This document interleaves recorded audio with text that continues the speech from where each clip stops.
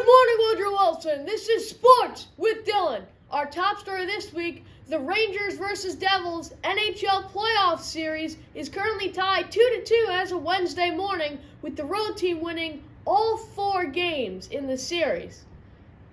The Carolina Hurricanes are one win away from advancing to the second round and defeating Mr. Campione's Islanders, though they did win Game 5. The series is currently 3-2 in favor of Carolina. In NBA news, both the Celtics and Knicks are just 1 win away from advancing to the second round. In baseball news, Max Scherzer was framed for foreign substances, which is, by the way, just sweat and rosin. And the MLB, who seems to have partnered with the No Fun League, is suspending him for 10 games. And the Jets got Aaron Rodgers, who really has a short contract. I mean, this is not going to win them any games. This might win them games. This will not win them playoff games, nor Super Bowl. So quit your delusions before they can ever come to fruition, would ya? That's it for today, Woodrow. Go Challengers! Hey Woodrow! It's Rhea and Shreya back with some Woodrow interviews. Today we have Soha and Emma, who are captains of the WWMS softball team. Hello and welcome.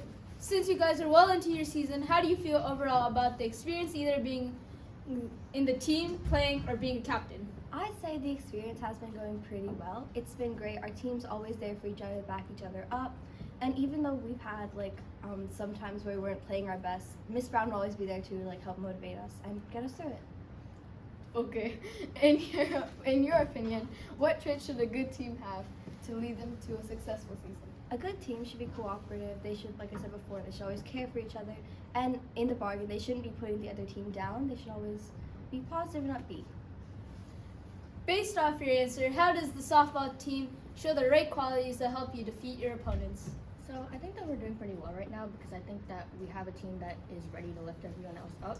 And I think that even when we're losing, we're ready to kind of bring everyone up. Even if someone's not doing well in the field, someone else will be there to lift them up. I don't know how else to say that. Everyone's there to motivate each other. Okay. And finally, what motivates you the most when you're playing? Just my team, I think. Just because if everyone else is in a good mood, you're always going to be in a good mood. Even if you're doing horrible on the field and you haven't caught a single ball that's hit to you, you're still going to be in a good mood if everyone else is in a good mood. That's oddly specific. Thank you for tuning in for this week's segment of interviews with Rhea and Shreya. Well, that's it for today, Woodrow, and Have a fantastic week. Hello and welcome back to another segment of Flashbacks with your host, me, Arv Kumar. This week, there are a lot of shocking events to delve into. The 23rd of April is Holocaust Remembrance Day, honoring the killing and horrors that took place in Nazi Germany, killing 6 million innocent Jews. On April 24th, 1800, the Library of Congress was established, which to this day is the largest library in the world, with 145 million total items, almost triple the amount of pages on Wikipedia. On April 26th, 1986, the Chernobyl nuclear reactor disaster took place. Finally, on April 28th, 1945, 23 years of fascism in Italy ended as Mussolini was killed by rebels. Alright, that's all for today, folks. This has been Flashbacks, and I'll see you on the next one. Challenger Channel presents The Today Show, starring Vanch. Good morning and welcome to the Today Show starring Vanch, bringing you the latest news from around the world. This segment is going to be a quick one, so without further ado, let's right into our only story for today. So a massive raft of floating seaweed called sargassum, not sarcasm, is headed towards the coast of Mexico and the north and southern United States. Sargassum rafts have been growing in size every year. When they land, they cause big problems. Since 2011, huge amounts of sargassum have been breaking loose every year and working their way up to beaches in the Caribbean and along the Atlantic coast. As of March, there was so much floating seaweed this year that the Great Atlantic Sargassum Belt was 5,000 miles long and 300 miles wide.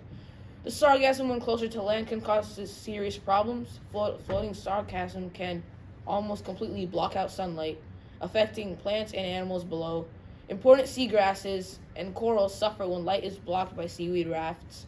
As the sargassum piles up on beaches, it makes it harder for mother sea turtles to lay eggs, and nearly impossible for baby turtles to return to the sea.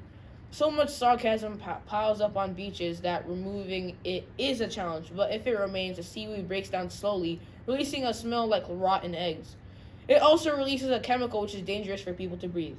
That's all the news we have for you folks. Thank you for joining us on the Today Show starring Vanch. We will be back after a week with more news from around the world. Until then, stay safe, stay informed, and expect seaweed on your next trip to the beach. Subway the Totals.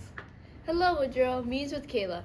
I was eating dinner and my mom made this tomato bread thing. It looks like this.